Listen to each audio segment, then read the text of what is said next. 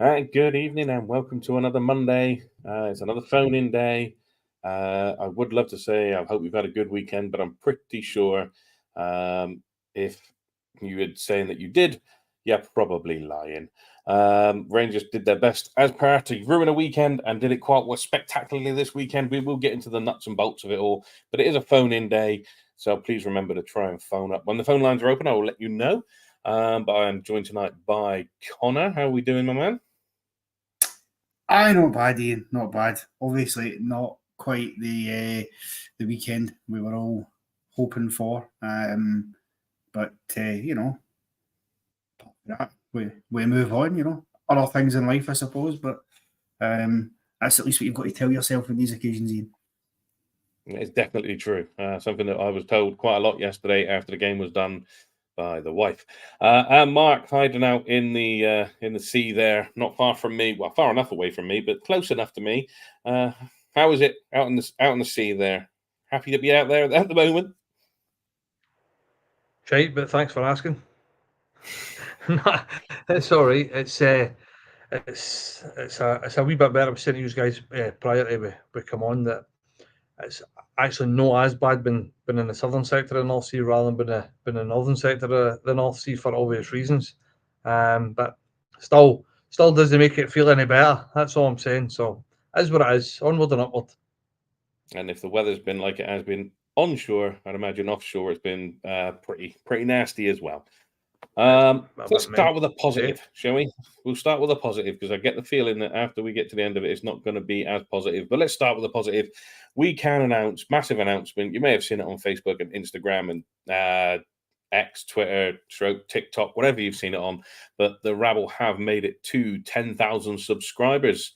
That cannot be done without you guys sitting in the chat, whether it be here on YouTube, on Facebook, X, or wherever you are watching. Without you, we don't get to 10,000. So a big thank you to all of you. And here's to the next 10,000. Let's go for 20. Why not? Let's make Martin's life, I'd say, happy. I'm not sure if it's that or more of a negative because he's going to have to do more because we'll have more people watching. But there we go. So the phone lines are now open. So give us a call on 0141 628 7237. Now, last week we did have an issue with the phone lines where they were cutting people out midway through. Hopefully that has been sorted out. But if not, we will let you know what's going on. And if needs be, we'll close the phone lines down. But hopefully that's not going to happen. And we want to hear from you. We want to hear what you thought about yesterday. We want to hear what you think needs changing. We need whatever you've got to say. Just give us a call on that number. Again, it's 0141 628 7237. So we can't put it off. I mean, I managed to get 3 minutes and 20 seconds before I had to mention it. But we are going to be talking about yesterday's debacle with Dingwall. Well, that was a title. Should have used that. But thank you, Pacer. But where do we start, Connor? Where do we start? Because let's be honest, after 33 seconds, we could have been 1-0 down. Something that we seem to be doing quite well at the moment. Where I don't even know how to ask the question, but what happened?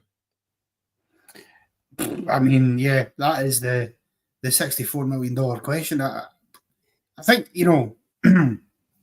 I think we severely underestimated the task at hand yesterday. I think there was far too many players in that team yesterday with an attitude that clearly felt as if this was just going to be run-of-the-mill game, 90 minutes over and done with, get yourself up the road with 3 points in the bag. I think you underestimate the fact that County are fighting for their lives and scrapping for every point, and they were always going to come out swinging yesterday.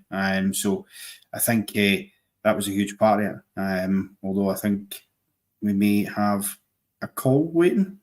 We do have a call as my my camera's gone mental, but I'll sort that out while Chris is making his point across. Chris, what have you got to say tonight? Hello, Ian. How are you? Well, been better, mate, but like Connor says, onwards and upwards. Well, I'm actually scared and for the wrong reason, because see what happened on Sunday, I don't blame the players or the manager. this is firmly square right in the centre of the board. Because I had a conversation with Martin a wee while ago, and the lack of investment, especially in defence, I was listening to Brian a wee while ago, and like I said, across the side, I spoke to Martin ages ago, and like I said, across the side, on the centre halves alone, they've spent 20 million. Over the last 2 years, they've spent 40. We've literally spent 0. And it's mathematics. And sad to say, if this keeps on going, they're going to be winning this title for the next 9 in a row. Because the next 6 years, the rest of the board get their finger out. Mark, I can mind Mark saying in January, when we were going for cycling, he said if he can't afford 3 or 4 million, we lose the shop and go home now. And that is, he's hit that on the head. Right, is the exact same. If you're not willing to put the money where your mouth is, then, like I said, over the last 2 years, across the city, they've spent 40 million. We'll probably spend, well, we spent 15 million in the transfer in the summer, but we got 12 of that at least back. So the last 2 years, the most we've spent is about 6 million. And you just look at mathematics. I'm not a mathematics university, but even a dud like me knows if you don't put the money where your mouth is, the next 5 totally get you there, Chris. Totally get you there. I get your point. Mark, as you were mentioning, his line of people that he'd spoken to, right to reply. Go for it. Yeah, I think probably you're getting to the crux of the problem. I think we've not spent wisely at all. I think that we kind of all got caught up in the excitement of the summer, bringing in lots of players and hoping. I think we all hoped that these players would hit the ground running. I think reality was something completely different. I think that what we got for our money was not very good value for money. I think it was a kind of shot in the dark. It was almost a case of fling it up and see what happens, see what comes up the right way. I think we tried to buy potential. I think we tried to buy players that had the wrong trajectory rather than buying players that are on an upward trajectory. I think we bought players that had a downward trajectory for a year or two, and hoping that we could get them cheap, get a turn out of them, and maybe sell them on for a profit. I think that was kind of what plan in the summer, and it's massively backfired on us. I think that you're probably right. I think that this Rangers team, I think the whole club as a whole needs fresh investment. I think investment is the only way you're going to improve this team. I think trying to rob Peter to pay Paul is not working. Understand that they need to balance books and stuff like that, but there comes a point where you need to speculate to accumulate. I think that we're kind of on the brink of speculating without actually spending decent money. And I think we're kind of trying to look as if we're spending money without actually trying to spend money. If that kind of makes sense, I don't know if he's kind of get that. So for me, probably you're right. We need to spend money. I mean, obviously the Shankland thing. This is something that's raised its head. Obviously, with the fact that we've just had a defeat. For me, I don't think that was money well spent. 3 million, 3 and a bit million. Some were saying 4 million for Shankland. I know that probably everybody's going to jump on this now, but for me, I think that at that point in time, I would have spent that money. I would have been better spent elsewhere. But as I said, this is all about opinions, and that is my opinion. I don't think that he's worth the 4 million or the 3.5 million that they were looking for. 2 million, yes, I would have bit the hand off you for him, but I think the bigger picture is that this side needs some decent money spent on it. Chris, the problem I've got, Ian, You think 15 is a lot of money, but we never spent 15. We're lucky if we spent 5. And my argument is now they're going to let you run this league, so that we'll have to go for qualifiers again. 3/4 of this team will probably have to go. So the money we spent in the summer is pathetic because, like I say, if you look at the centre half position, we're going to need 4 centre halves. They are not going to come cheap, so you're probably looking at 5 million easy for each. So that's 20 million on centre halves. So what do we need? We need at least 4 centre halves. You're going to probably need 3 goalkeepers because Bottom's probably go.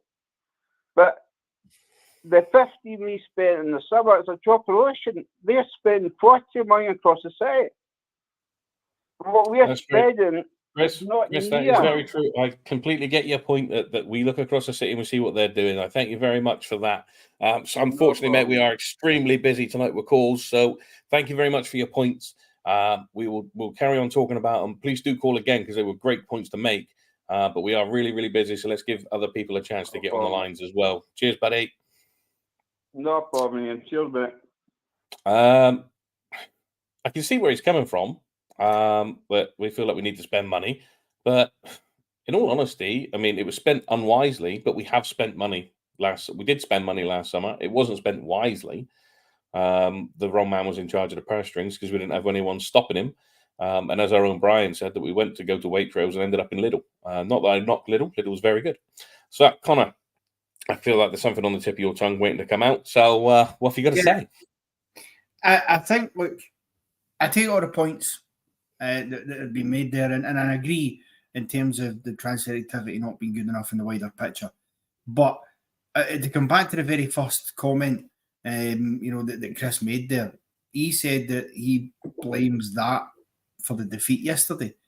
Just to context this, right, regardless of what our feelings are in our own transfer business, and certainly a discussion that needs to be had and needs to be looked at, Ross County have only spent 70 grand this year on one player. The other players they got in are, free transfers, loans. The guy who terrorised our back four last week came into Ross County a year ago for 270 grand.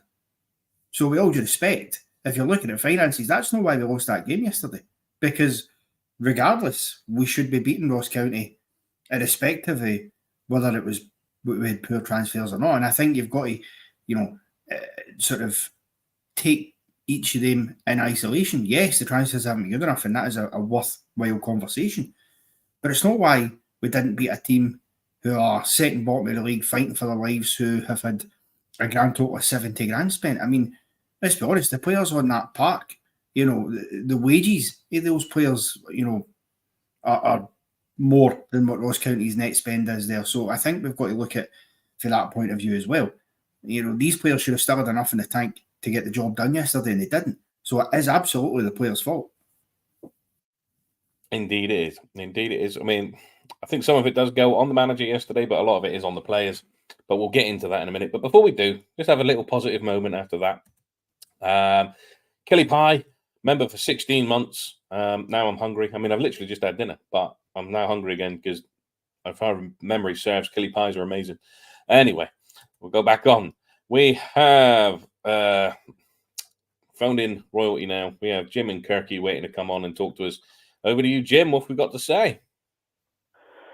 Good evening, lads. I've got quite a lot to say, but I'll try and keep it as quick as I can because of obviously the number of calls you'll probably get tonight. First of all, big congratulations on the numbers. That was brilliant for the Rabble. Absolutely brilliant. Although it was all negative yesterday, I still feel better after that result. Kind of listening to you guys. But what I've got tonight is it's a list of. It's a kind of mixture. It's people that will be able to leave the building, if you like, get out of contract, and people I would like to see get out of the building. And then after that, I've got just a small list of players I'd like to see coming in. You obviously know one that will be on it. But some of them, and what I would say the guys listening as well, is this is no really, this is the second one with the guys coming in is me thinking if we don't win the league, which I think we still can, by the way, that we could maybe pick up just for wages only with a couple of £1 million flung in. I know that sounds ridiculous, but just to add to the previous caller, it was a great call, the initial call there. budgets that I talk about and any Rangers supporter talks about, it's got absolutely nothing to do with not being able to beat Ross County. So let's put that out there first of all, because that was deplorable. So I'll go on my list very quickly, guys. I'll just run it through it quickly. And the first guy that's on it is young McCrory, the goalkeeper. And the reason he's on it is only because I don't think he will put up with sitting on the bench again for a full season. That's the only reason he's on it. Tavernier, as I explained last week, my opinion, his distribution is shocking. He's done brilliant for the club, absolutely outstanding, deserves to be nearly a legend, shall I say, but not for me. Connor Golson, embarrassment. Guy that we don't even talk about now is Ben Davis, Balogun, Barisic, another imposter. I said last week, Lundstrom, I would not give him a new contract because he's not the future of the club. Roof, Lammers, Hadji, Scott Wright, John McLaughlin, I may have missed people, guys, and Ryan Jack. Now, to add to that, as I say, I'll be quick, the guys, first of all, I don't know where our own youth policy is, because we don't see enough of your Cole McKinns and all that for me to make a real judgment on them. So I'll bow to other people's knowledge on that one. The players that could potentially come in, I'd like to see coming in potentially with some of them, but please don't, this is only if we've not got the budget, because obviously the manager, if we win the league, we'll have a bigger budget. So what I'm trying to say is guys that we could bring in for potentially money that I think we could have is Lennon Miller, young boy Barnett at Aberdeen, Danny Armstrong at Kilmarnock, obviously Lorne Shankland, and I'm going to throw a couple in here as well. It's Ollie McBurney. Now I know what people think of McBurney. I'm just remember what I said there about budgets, and for me, a left-sided centre half is Scott McKenna. So they're guys that could probably come in with a smaller budget. Now everybody's not going to agree with that, so I respect everybody's opinion, but I just want to put that out there and start off with, first of all, budgets have got absolutely nothing to do with losing 3 goals against Ross County. I'm sorry, guys. That was an embarrassment yesterday. So sorry if I've rabbled on a wee bit appropriately, that's but fine. that's Absolutely fine.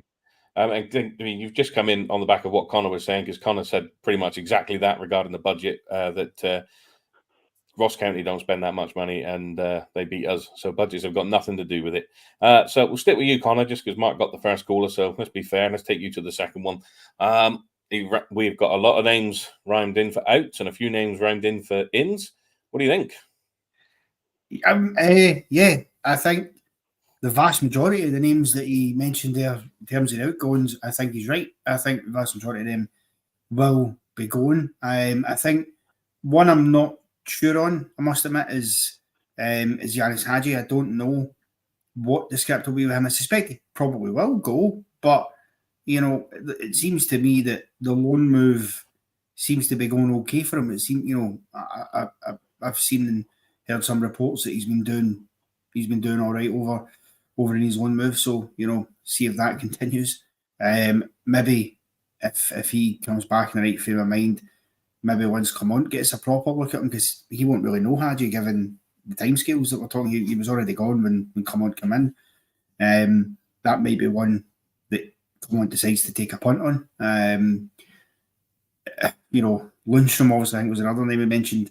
I think Lundstrom will probably stay. I don't see him going anywhere. I think he probably will get at least another year. As for the rest of them, though, I totally agree. I think most of them will probably go. I can't remember if he said if he thinks Goldson's actually going to go, or he's one of the ones he wants to go, because I don't think Goldson's going anywhere, I'm afraid.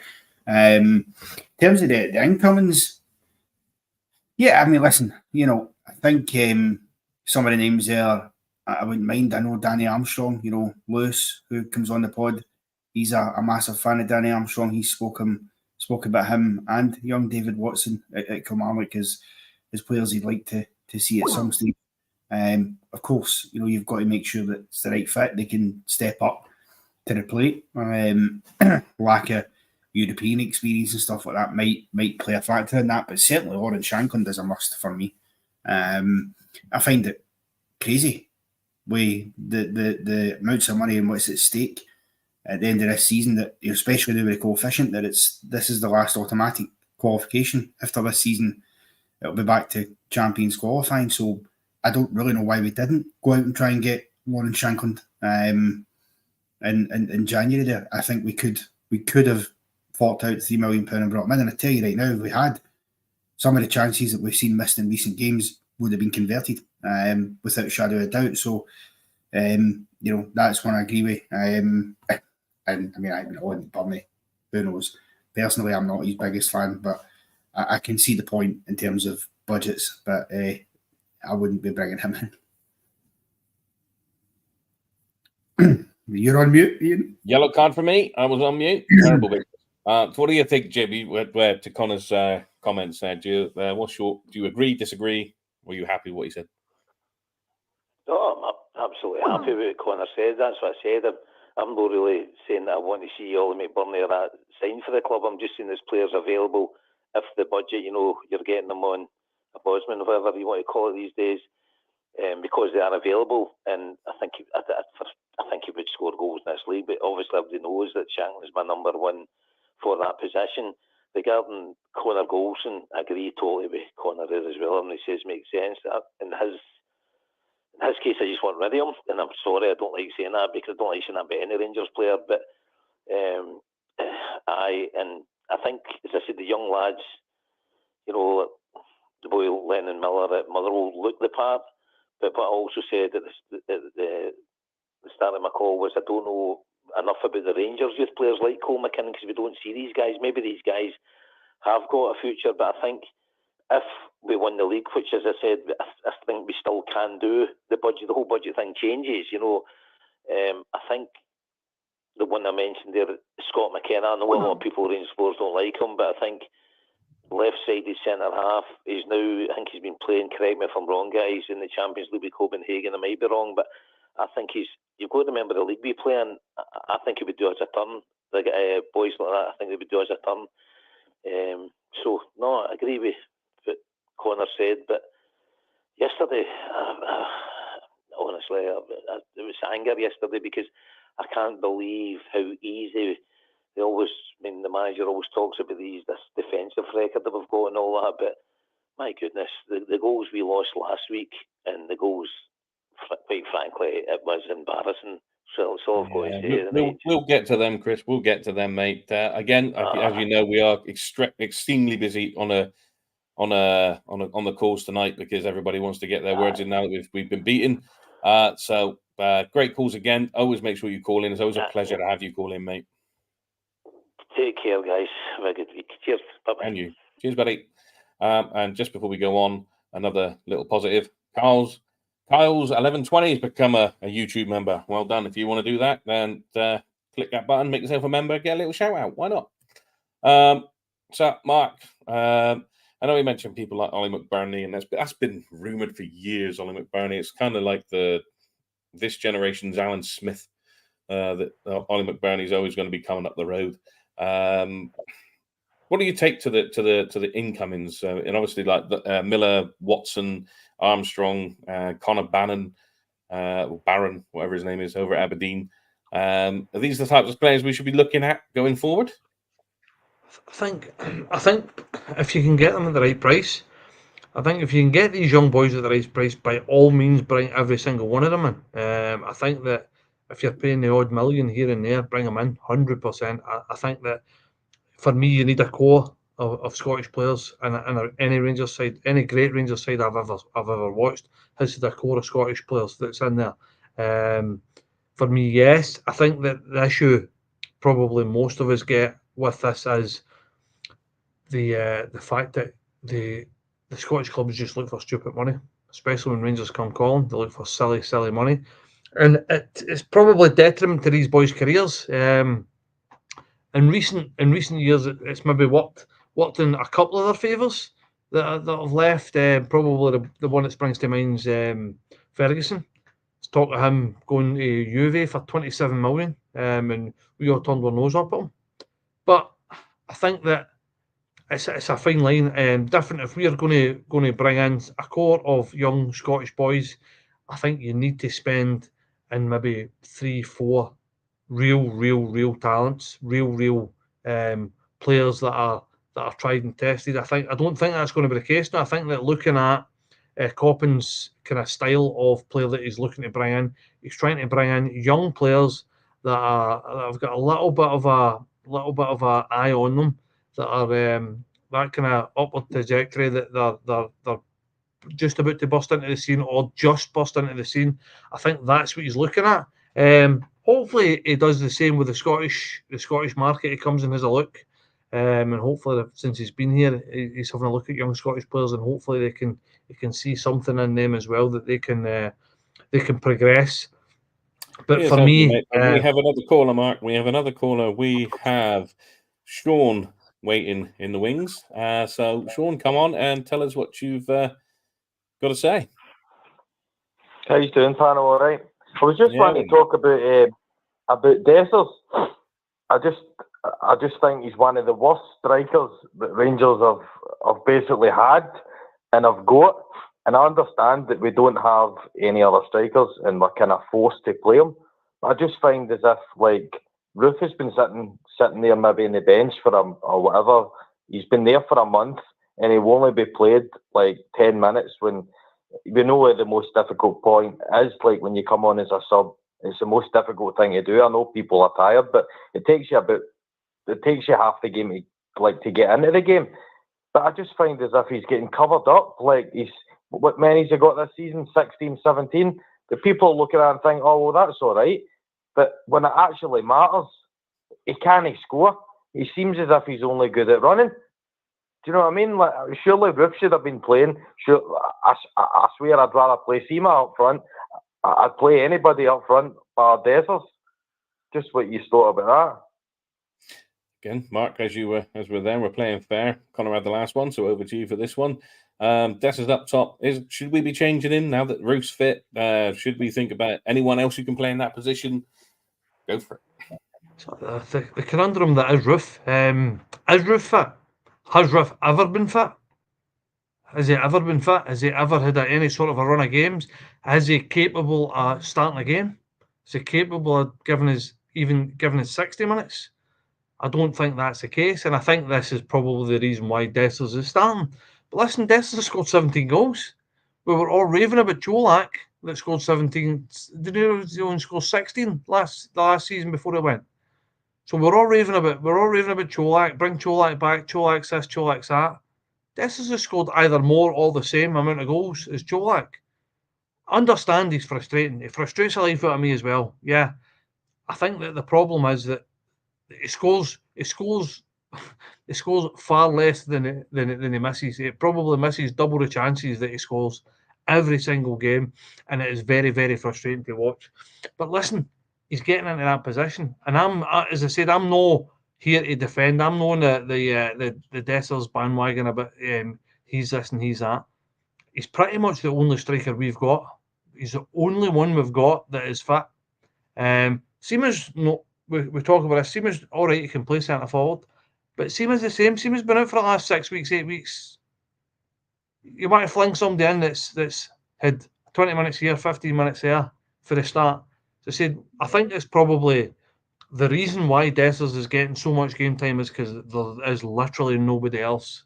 There's nobody else, and he's been fit. He's been robust. He's been running around for the team.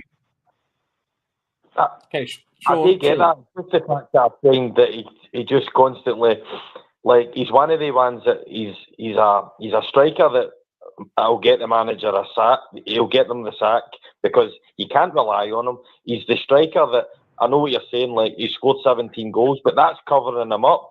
Like, the fact that he's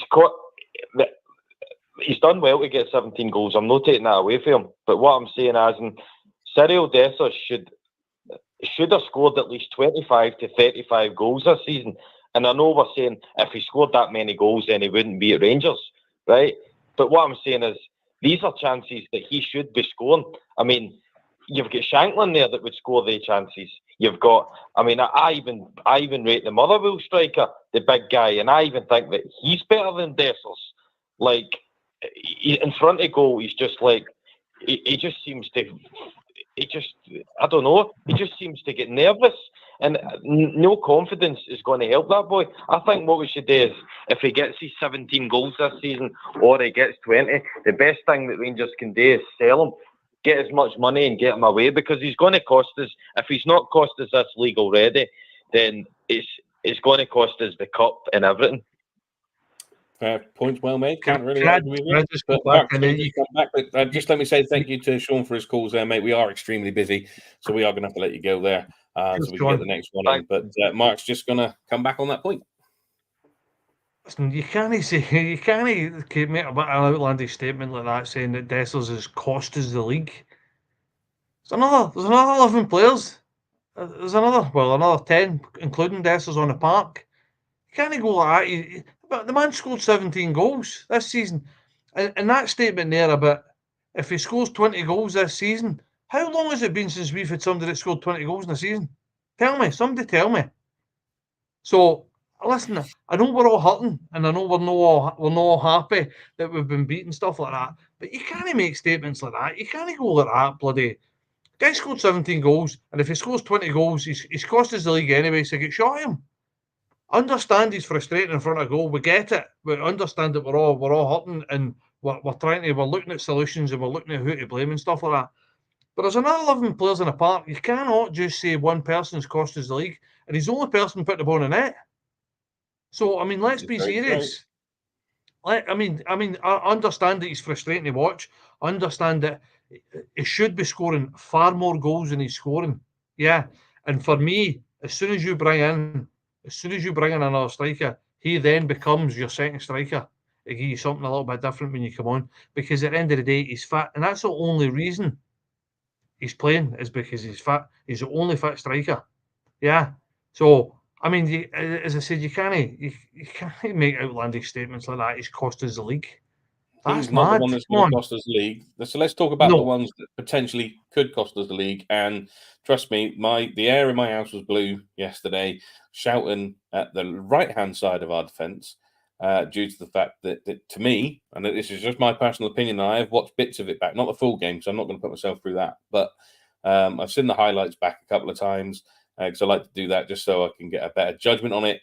But for me, that right-hand side, yet again, as much as we give the plaudits, and I've defended Tav, that just seems to be where a lot of our problems stem from at the moment, is the right-hand side of the defence. Him and Goldson just don't seem to be able to deal with anything at the moment. But we'll come back to that because we have another caller. It is a busy night. Anybody who think we'd lost this weekend, who would have known? Andrew's waiting in the wings. So, Andrew, what's your point? Hi, Ian. Hi, fellas. How you doing tonight? Well, don't answer after yesterday. I think we're on the same boat. It was chronic. But, Ian, you just summed up what I was saying, to the chap on the phones tonight, that it's time to cut the ways with Tavernier and Goldson now. I think they've been good servants, but time to move on. And I think, we've all spoken about who would like to see come into the club in the summer, but the only asset they've really got to sell for big money would be Jack Butland. Now, we'd all love to keep him, but realistically, I think he'll go back to England. And if Rangers get the 15 million quid for the guy, then that's going to have to finance, I would have thought, a few, new players. But, what's your take and where it's going to go? Incidentally, between now and the summer, we've only got what we've got, you guys, and I say that to all the guys phoning in tonight. So these people have just got a cowboy to fuck up and get on with it and start winning games. Simple as that. That's all there is between now and the end of the season, guys. Connor, over to you. Some points there and some strong points as well. What do you make of it? Yeah, very strong points. I mean, look, the Butland thing, yeah, potentially, if we don't win the league, and then you have to go through the qualifying route of the Champions League. And I suppose, listen, to be fair, we still would have a chance of Champions League football if we didn't win the league, albeit it wouldn't be by any stretch of the imagination the way we want to do it, and it would be very, very difficult. But I think that obviously you don't make that, then the conversation does have to turn to whether you get rid of Butland and get the 15 million or plus that you probably get from him. But of course, then you're left in a position, because we had a caller on earlier wants to get rid of McCrory and McLaughlin. So if we're going to get rid of all our goalkeepers in the summer, we're going to then have to spend some of that £15 million on buying not just a number one goalkeeper, but then we need to buy a replacement, okay, your third choice goalkeeper could probably be your academy goalkeeper because that's usually the way that works, so fair enough. But you're going to have to invite at least 2 goalkeepers, as well as, you know, the other areas of the park that we need filled. So it's going to cause a real issue. I mean, listen, I think if our recruitment department were as good at getting strikers as they appear to be at getting goalkeepers, I think we'd be in a very good place. Because we do seem to have an eye for a keeper, but when it comes to strikers, you know, I think that's probably the bigger area of concern. I'd rather keep Jack Butland personally, but obviously money talks, doesn't it? And if you get offered that kind of money, I'm not sure we're in a position, should we fail to win the league, to turn it down. It's a good point, Conor, because... Sorry, guys. No, carry on. Yeah, it's a very good point Conor makes. I think the problem is we haven't got a lot of guys now in that first team that you're going to cash in for big money. That's a worry. Now, I know Lammers and Dessers have been very disappointing. You know, Lammers probably won't come back. He will be sold, but are you simply going to get a couple of million for him? Dessers, maybe slightly more. Would you get 3 million quid for Dessers if you sold him again? And okay, we could go for the likes of, they spoke about McBurney, they spoke about Lawrence Shankland. I don't know. It's a very difficult scenario that Philippe Clement has got. He's bought the boy Diamande, who's looked a good prospect. You know, he's looked a good player. So we're still a lot of loan deals we're going to have to sort out. I can't see us paying 50 million quid for, you know, Abdullah Sima, the guy on the left side, De Silva. Again, 35 million originally. What are they going to take Wolves for him? 10, 15 again? I think that's beyond us, guys. No, you make some good points there, my man. And thank you very much, Andrew, for your call. And as always, a pleasure when you call in. It's always a pleasure. So call back next time as well. Likewise. Thank you. Thanks. All the best, guys. Cheers. Guys, busy night tonight. Can't keep up with these calls. Can't make any of the points we want to make because you keep calling in. But we are not bothered by that. So if there's anybody else out there waiting to call in, make sure you do on 01416287237. Numbers at the bottom of the screen. So back into our lovely back four then, our defence. I know we've got to talk about them though, because from the first minute yesterday they looked uncomfortable, and I'm going to go with the back five because I think Butland yesterday for the first time looked uncomfortable playing in it, because I think from recollection he did not seem to be as commanding coming off his line. I don't remember him coming off his line that much. That seems to be the crux of it. That and the defensive midfield players. We're going to bring in Lundstrom and Dow into this as well. Mark, from 33 seconds onwards, you knew that Ross County were going to score. It was just how we were going to react, and we just didn't the entire game. We get lucky to go in 1-0 up at half-time. I did point out in the comments yesterday in our chat that it's not a flattering scoreline for Ross County. They deserved what they got, and well played to them. But 90 seconds into the second half is all it took to start to turn that around. And it was the right-hand side, again, as I was alluding to just before Andrew called, that for me has cost us the game. Yeah, I mean, you said they looked uncomfortable. It was uncomfortable watching it. It was a fucking absolute shit show. I don't know. It's for me as well. If you watch this back four, for me, Barisic should never be anywhere near that back four now. I think that now that the kind of catch out the bag that he's definitely leaving, not going to get a contract. Talks of him already signed a pre-contract and stuff like that. Whether that's true or not, I think that when you get to that stage, I don't think that he's mentally. To be fair, he's never been mentally strong anyway, but especially Barisic, I don't think he's mentally strong enough to come into this side and do a job for us. So for me, he would never ever have started. Goldson, I think probably the last month, his form's dipped, and I think for his sake, probably more than anything, that he should have been took out the side. I don't think he should have started either. Dowell, no fit. I think he's maybe got something in there we've yet to see, because we've hardly seen any of this boy at all. For me, he's definitely not a holding midfielder. Although against Ross County, we shouldn't need a holding midfielder. Shouldn't need two holding midfielders. Big Suitor, I think Big Suitor's a hit and a miss sometimes. I think he can be a smashing big player. I think he gets caught under the ball an awful lot. I think they've just looked all at sea. The whole back four, I think that Dill's not fit enough to track back. It's no his game either to track back. I think that as I said, it was just a shit show for start to finish, as I said. And rightly so, Ross County deserved their goals, plural. I think that they were, for large parts of that game, they were the better side. They knocked it about well. They moved us out of positions. They stuck to their game plan. They've done really, really well. And as I said, I would not take anything away from Ross County. We were poor, but I think that they looked as if they wanted it more. They were fighting for their lives. I think we turned up just expecting to roll them over. And I think you could tell by the way they started that that's what they thought. I think they thought that, you know what, this is going to be an easy 3 points, second bottom of the league. We'll just turn up and this is what happens. So for me, the players have got to take that burden and that responsibility. Like Connor said earlier, our second string should have been able to go out and beat this Ross County side. And it just, for me, it's application, desire and hunger that's been massively lacking. So, as I said, shit show from start to finish. Definitely was. I don't think we need to talk about Barisic anymore, because I think we've been down that road way too many times. I actually forgot he was playing yesterday, to be absolutely honest with you. But before we go, we got Tord has come in a couple of times tonight. He has the 199 and a 79p one as well, saying please say hello to Norman and Emery. So there we go, we just did it. Hello to Norman and Emery. I hope I got that Emery one right.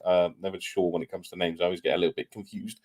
Anyone who's watched the pod before, I can't even get our own players right at times. So yeah, thank you very much, Tord, for those, and hopefully Norman and Emery are watching and happy for us to say hello. So we go into that midfield then, Connor, from yesterday. Like Mark said, Dowell in out of nowhere after an okay-ish 20 minutes against Celtic.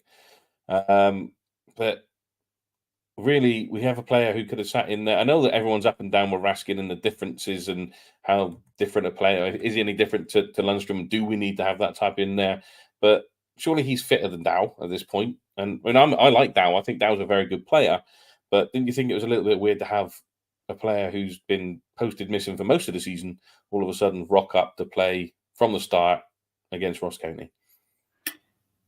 Yeah, I did. I must admit, I was a bit confused by that, I must say, yesterday. You know, I think it's where, you know, the manager does have to take a bit of flack. I think he got his start line up all wrong.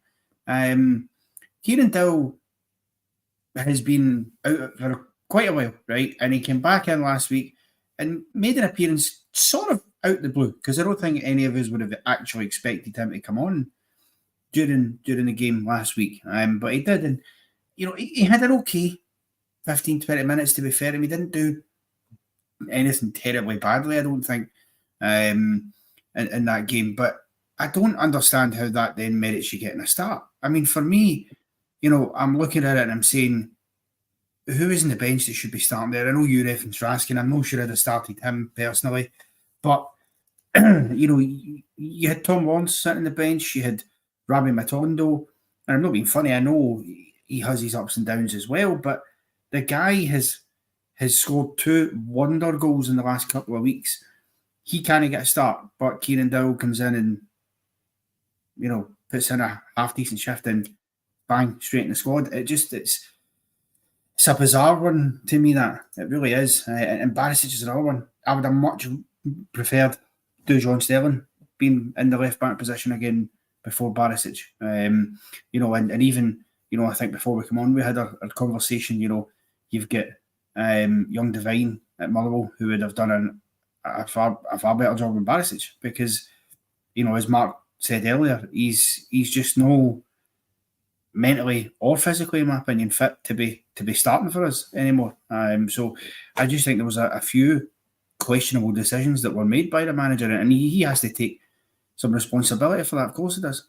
He does indeed. I'll cut you off again, Connor. Sorry, they're coming thick and fast tonight. It's just like a train; they just don't stop. But we'll come back to it in a second. Aaron is waiting in the wings. Aaron, what have you got to say? Hi. So I was fortunate enough to be with the Rangers players before the game at Ross County, and Tav and Goldson seemed really off. They seemed really moody. They just didn't have the vibes that they had previously when I've been with them. The rest of the team were very happy, including Big Phil. So I was wondering if there's maybe some underlying problem going on in the dressing room that we don't know, and maybe with Tav being captain and his recent performances, is that having an effect on his mood and the other players around him? Okay, I'll open it up to both of you then. We'll both take that. I can't remember who had the last one. So, Connor, as your mic's open, go for it.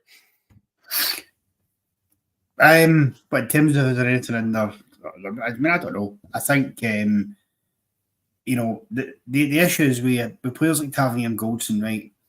These are guys who, and I don't want to go in too harshly, right? Because, you know, there's still things to be played for this season, and there's clearly work that needs to be done. But these are guys who, on one hand, have at times shown their ability to handle pressure when it's put on them. You know, you look at the fact that they were both massively involved in getting us to a European final. That ain't an easy feat. There's pressure in that in every game that you're playing. And they handled that in the main. Both have won a league title for us. Both have won 2 cups as well.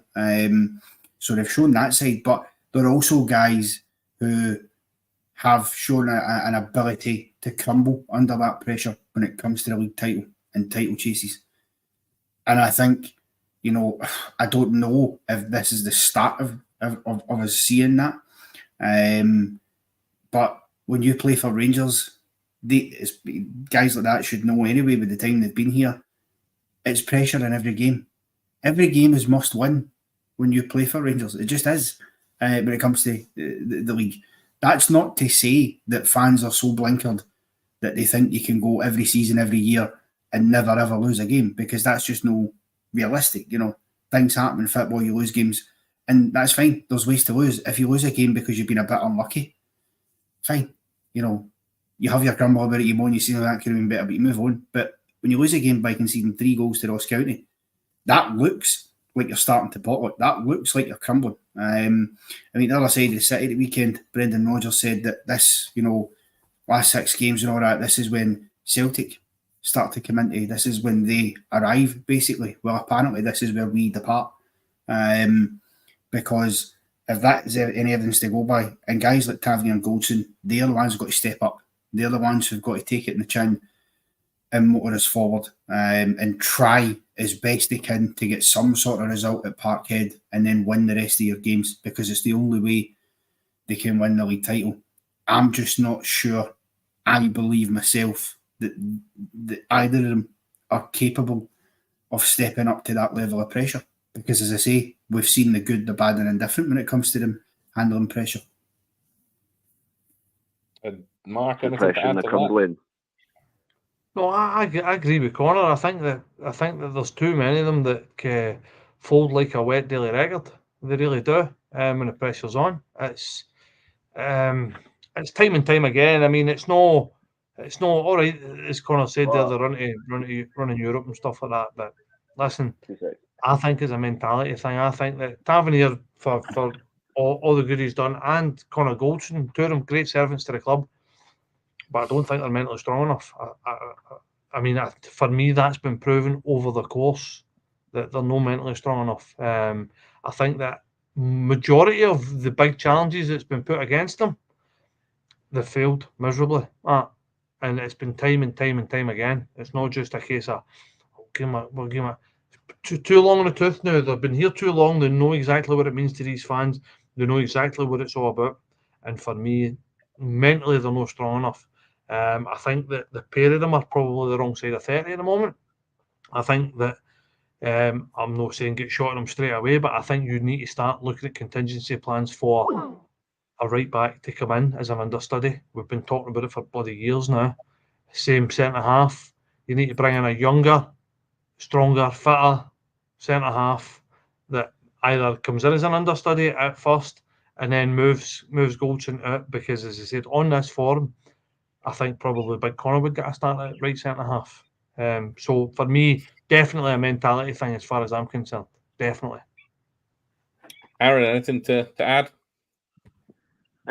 Yeah, just what you said there about them crumbling and the pressure. I felt from their vibes on that Saturday night that they were going to lose. I went into that game feeling more nervous than I should have done, judging by the way they were acting and the way they were. So I just don't know if they've lost the dressing room a wee bit as well, and other players are sort of blaming them too. But I guess we'll just have to wait and see. That we will. Thank you very much, Aaron, for your call tonight, mate. It was a very good call. Definitely a good point. Well made. Thank you. We might have time to get a couple more in, maybe one at least, but maybe a couple. The way it's been going, I would imagine if there's at least 10 people waiting to get on the lines at the minute. But thank you very much, Aaron, for that. See just a quick one, Ian. Just for that as well, and I'll ask Mark this as well, right? See, before these guys had won trophies in a Rangers jersey, right? See, when they were trying to stop the 10 in a row and that pressure was on, right? It was still unacceptable, but I could understand why they might struggle to handle it. But see, once they've got over that line, these guys have won a league title. They've won a Scottish Cup. They've won a League Cup. They've been a European final. I mean, I don't know about you, Mark, but if that isn't enough for them to be able to actually handle this now, when will it be? You're 100% right. I think I agree with you. That for me, you should have all the tools that you need to kick on and become legends at this club. I just don't think. I think as well, you need to remember and look back at, wasn't there any fans when they done it? So that's a massive monkey off their back straight away, because you don't get any fans. And you all know, we've all been at Ibrox, you all know what happens when the 20 minutes without a goal, or somebody puts three bad passes, knocks the ball out of the park, there's 50,000 groaning at you. That can't be easy, yeah. But for me, see if you can't deal with that, you can't live with that. Rangers isn't a club for you. Simple as that. It really isn't. You need somebody that's going to thrive on that and take that on board. I don't know. I really don't know. As I said, I see somebody talking about optimism. This is the cut and thrust of the league. Time for optimism is fucking out the window. We need to kick on here and win this league. And I honestly believe, I don't think we will have a better chance of winning this league than the way we sit right now. I think that they are not that good. I think that, all right, they might be coming into a wee tiny bit of form, but you watch them as well. They're there for the taking. 100% they're there for the taking. So for me, it's frustrating the fact that I think like that, and I think the majority is thinking like that. And I think that when you look at that performance at the weekend there, and it just blows your mind that why. I mean, see if every single one of us could get 5 minutes in that dressing room, I'm 100% sure they would know exactly what it means to us before they come out of that dressing room. And that's all we want them to do is die in the park for the next 6 games. That's all we can ask. See if they do that and they don't win the league. That's what it is. It is what it is. You're only good enough, and it's as simple as that. But see to lie down and you get bet 3 goals, conceding 3 goals against it. Don't get me wrong, they've done well and they need credit for that.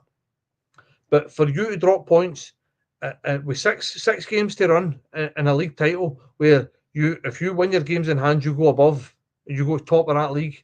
For them to come out and put in a performance like that, every single one of them needs to have a serious look at themselves in the mirror. As I said, let's all talk about. I heard people talking about sacking managers and this and that. Listen, fundamental basics. They need to get their finger out and they need to get that desire in their belly. I couldn't care less if they've got broken legs and they're out there playing. They need to give us 110% for every single game for the rest of this season. As I said, nothing else there is nothing else in this world that we want right now, and they need to give us that. And that was just not acceptable at the weekend. It's as simple as that. Mark, we've got another one. I do want to talk about Dundee before we go, if we get a chance, but we'll see, because allegedly we've got to play them this week. We got Lewis waiting. Now, I don't know if it's our Lewis or another Lewis, but it's a Lewis. So, Lewis, what's your point? All right, guys. My point was I just wanted your guys' thoughts on Jack Butland being a wee bit shaky the last few games. Is that because he's a bit paranoid about the guys in front of him, or do you think he's finally realised this place is just not for me and I need to get out of here? Mark, I'm going to give that one to you. Go for it, Mark. Yeah, I get distracted there. What was the story about Jack Butland? What was the story? Sorry. Butland saying he's been a bit shaky the last couple of weeks. Is this a realisation for Butland that he doesn't want to be here anymore and he wants out? No, I don't think so. I think that form is fleeting, innit? Class is permanent. I think that, listen, Jack Butland's earned a couple of shaky games, as far as I'm concerned, and he's still pulled off a few great saves, even at the weekend there. So I don't think so. I think we're probably reading too much into that. I think that probably money wise, I think he's our biggest asset, and that might be the case that he's going. But as I said, for me, I'm not reading far too much into that. I really am. Mark, do you think it could be the likes of Tav and Goldson that are causing Butland to be shaky, though? The fact that he's got no confidence in the guys in front of him. Yeah, I kind of get that. I think probably more so Goldson. I think Goldson's not put any confidence in any of us, never mind Butland. So I think he's trying to second guess them. I mean, Butland for the last probably months, Selton short and pass backs after pass back after pass back. Tavernier is Tavernier. You're always going to know that Tavernier's going to lose his man at back post. You don't need to be some sort of a genius to what that one. That's what's going to happen. That's what Tav does. Tav loses his man at back post. Tav gets bet in the run. So for me as well, but then you look at Barisic on the other side as well. No getting you cover, no interested. So for me, the whole defence was kind of all at sea, and you're probably right. It probably did make him a wee bit nervous. It made me nervous watching it. Never mind him standing in front of him. So you probably got a point there. I would take that point on board. Yes. Right. But, I mean, when you're facing, no problem, buddy. Thanks, mate. Cheers for your call, buddy. No problem, mate. Bye-bye. Because you never know if there's anybody else waiting. I might have cut you off a bit too quick there, but you never know. It's been a busy night, and I've been trying to get through as many of you as possible. Like I said before, we took Lewis's call. Allegedly, we're supposed to be playing Dundee this midweek. I've heard this a couple of times already, but it's not actually come to fruition. But according to all of who you need to take notice of, we have a second ground should it not pass the pitch inspection, which I think is due tomorrow. So if it doesn't pass that, we are due to play at McDermott Park. I'm not entirely sure what I'd rather play on, McDermott Park or the swamp that is Dens Park. But it's a flip of a coin on that one. So let's talk about Dundee. We kind of need a reaction from our guys now against Dundee. And is Dundee maybe going to be looking to, well, I'd imagine they will be, and it's a silly question, but do you think they're ready to just, do you know what, we can heap the misery on them now? So, Connor, going to Dundee, who do have quite a decent midfield. We need to sort our midfield out to make sure it goes. Coming into Dundee game, what do we expect from our team? Yeah, listen, it's not going to be an easy game. I think, they don't have anything to lose, Dundee. They obviously have secured their top 6 place. And for them, the rest of the season is just about picking up as many points as they can and seeing if they can maybe get above St Mirren into 5th. So certainly they'll play that way. They'll come out and they'll have a go, I imagine, and see what they can do. To be honest with you, I'm actually, weirdly, even though the game should have been played already, twice already, I'm glad we've got this game. Because I tell you what, I wouldn't have liked to have been sat here for the next week waiting until Sunday for the Cup semi-final to be your game to bounce back after that. Because I think if there's to be any kind of layover or hangover for that, get that out of the way on Wednesday. And because I think, and by that I don't mean if we lose doesn't matter. What I mean is, go and win the game, go and make the changes that need to be made, which I suspect that Big Phil will do, because he has done that when we've had disappointing games. We've seen him do it after the Motherwell game and he made changes in the next game. So I can see that happening. And I think we've got to go up there and show that reaction. Personally, I would probably start Kamal Roof in the game on Wednesday against Dundee, just purely because with the semi-final coming up and all the rest of it coming into it, I don't see why you wouldn't give him the nod. And if you get maybe an hour out of him, bring Dessers on for the last half hour or whatever if needs be. And I think, hopefully we see a proper reaction and we go up there and put in a team performance and get a good result and 3 points to carry into the weekend, because I tell you, you'd much rather get into a cup semi-final off the back of a decent win than a loss like that yesterday.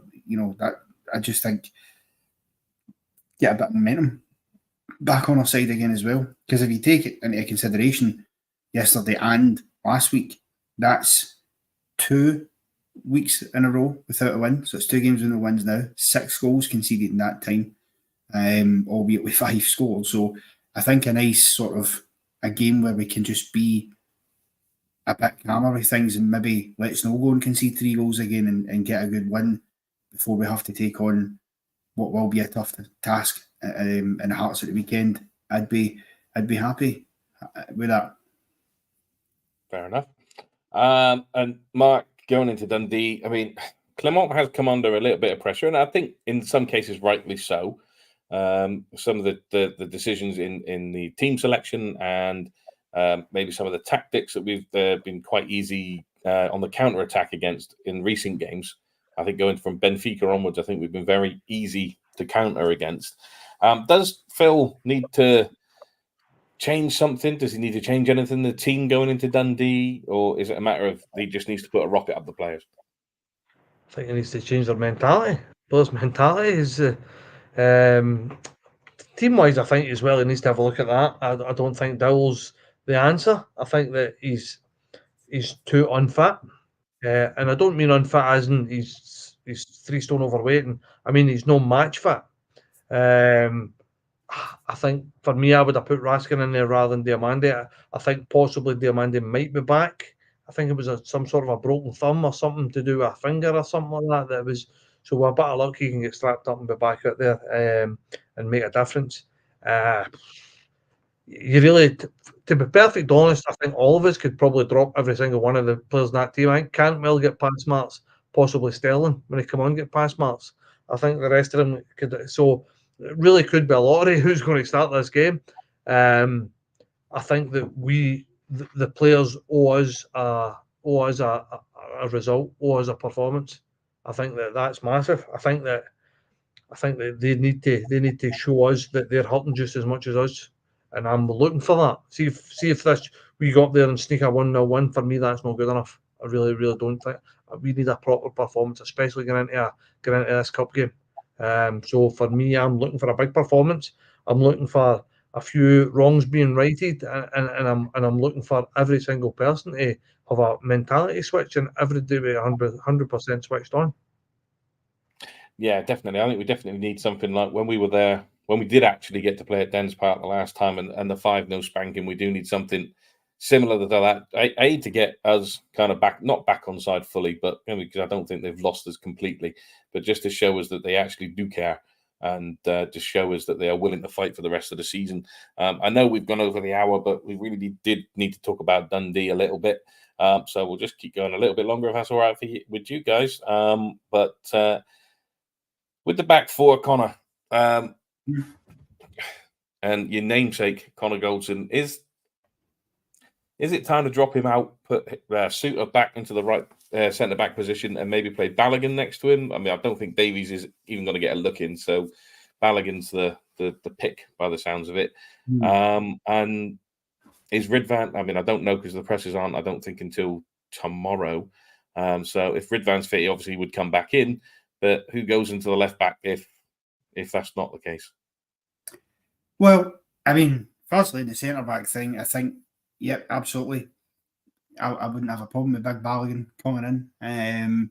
Because let's be fair, he was doing all right before his injury. I know, obviously, the goals over the top and stuff, but that seems to happen even with his Suter and Goldson. So I wouldn't mind that. The only thing is, Goldson, for whatever reason, under 3 or 4 manager now, is seemingly undroppable.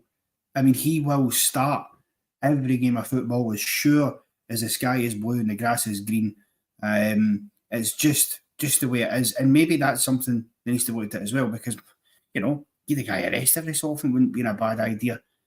So I think if Balogun comes in, it would probably be for Suter that he would come in for.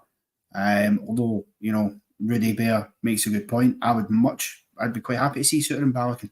I just don't think we will. I think it will be Goldson and Balogun, or Goldson and Suter. In terms of that left back, for me, you know, obviously, if Ridvan's fit, as you said, he goes in there, a heartbeat, 100% he's in there. If he's not fit, then you put Dujon Sterling in there. Because to me, I don't want Barisic starting games. I've said it repeatedly on this podcast. Sterling didn't do a bad job in that position, I don't feel, against Celtic. So I don't see any reason why not to put him in there again. It's really the only option we've got, unless you really go off script and put Leon King in or something like that. But I don't think we'll be doing that. You know what I mean? I think you'd be having Sterling in there personally. That's what I'd be going for. I'd begin with Rabbi a start as well. I think I don't see a reason why not to. And let him, you know, show what he can show. Because see, the thing is as well, you know, if you can get at Dundee quickly and get a nice early start to the game, settle yourself doing decent goals, bit of pace, then I think that helps. We've seen what happened when they went to Parkhead. I mean, they rolled down and let Celtic tickle their bellies. You know, they got absolutely smashed to pieces. And we done the same the last time we played them at Dens Park. So it can be done. But, you know, it relies on good performances and getting at the blocks nice and quickly. So I think that's how we'd go. But I'm telling you now, if I see that team sheet on Wednesday night and I see the names Borna Barisic, Connor Goldson and Kieran Dowell on it, my telly will get a bit through it. I mean, all 3 of them together, because Goldson's going to start. But, I mean, if the other 2 are also starting, forget it. Other one, Scott Wright. I see Scott Wright anywhere near that era. No, absolutely not. I don't even want to see Scott Wright on a starting team sheet for the B team, never mind. Yeah, I'm trying to pick us up. Mark's doing his best to bring us all back down. But just to go on up for the top, because we covered the midfield, you covered that just now, Mark. Silva, flattered to deceive since he's come in. Flashes of a little bits here and there.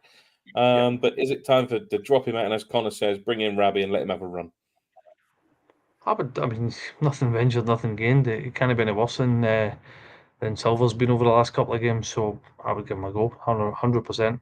I would definitely either Rabbi on the left and Seaman on the right, or vice versa. And through the middle? We're sticking with Dessers, or are we going to go with the one-legged man? I mean, Ruth. I think that I don't think Ruth starts. I think they'll go with Dessers again. Whether I agree with it's 2 different things, but I think that he's your only fit centre forward. Simple as that. Either that, or I mean, crazily there is a shout to put Silver through the middle, put Rabbi left, Seema right, or vice versa. That could be an option, I suppose. Who knows? In fairness, Dessers has done well when he's come off the bench and scored goals. And the last time, or one of the times he did it, was against Dundee. We will obviously talk more about Dundee in the pre-show that's coming up on Wednesday. But just before we go then, guys, how big a test is Wednesday for the players? And not just for the players, Big Phil as well. How big a test is it for both of them? Finish up on that. I mean, it's as big a test as any, isn't it? The reality is that this is about, can you bounce back for such a poor performance? Do these players have what it takes to stand up and be counted in that game and go and get the 3 points? Because the reality is, let's be honest here, we all sit here and say after the weekend that, you know, we feel that the league's probably over just by virtue of the fact that we're going to have to go to Parkhead and win as it stands. If we do not get a win on Wednesday night, it is absolutely over. The door is slammed shut and the key is thrown away if we don't win. on Wednesday night, and these players know that this is, this is really make or break for our season on Wednesday. So it is a huge test, and it's a test of our character and our mettle. In terms of Big Phil, it's a test of how ruthless he wants to be. Because I seen earlier somebody in the comments mentioning it's a great point. He hooked Todd Cantwell and dropped him because he didn't listen to his instructions, because he didn't do what he told him to do. After the performance on Sunday, there's a number of them he could hook. And I'm not saying he's going to do that, but he's going to have to make some changes and maybe be ruthless. And maybe that does mean you drop a Connor Goldson and you send a message that nobody in this squad is undroppable if you're not performing and you're not putting in the shifts. So it's a massive test all round for them. They've got to get the 3 points first and foremost, but I agree with Mark said it earlier as well. Can it be a 1-0 squeaky bum time win? That's not good enough. That's not the response you need. Anything to add to that, Mark, before we finish?